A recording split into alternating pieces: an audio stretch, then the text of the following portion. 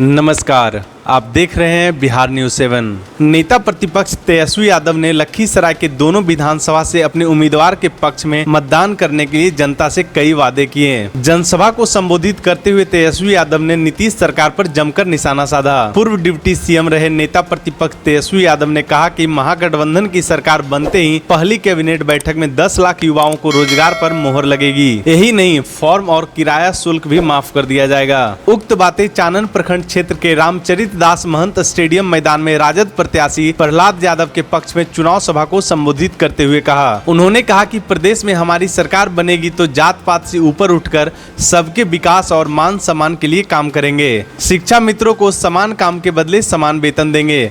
तेजस्वी यादव ने कहा, नीतीश सरकार केवल ठगने का काम किया है। बेरोजगारी, पलायन, भूखमरी, महंगाई, यह सब जनता के सिर के ऊपर रख दिया गया है। लखीसराय से विश्वनाथ गुप्ता की रिपोर्ट।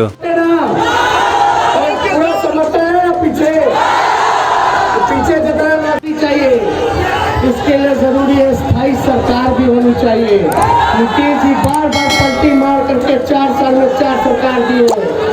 4 सरकार आपको अगर विकास चाहिए, काम चाहिए, स्थायी नौकरी चाहिए, सरकारी नौकरी चाहिए तो आपको स्थायी सरकार भी चाहिए। नीतीश जी का कोई ठीक है, ऐसा कोई सरकार है जिसको नीतीश जी ने ठगा नहीं लेता है। हमने कल संकल्प लिया है, कल बैठाने के समय कि अगर सूर्यगढ़ा की जनता एक मौका देगी कि नहीं देगी, 5 साल के लिए एक मौका अपने भाई बेटा को देगी कि नहीं देगी, देगी तो हाथ उठा करके बताइए। तो समझ जाओ 10 नवंबर को रिजल्ट आएगा।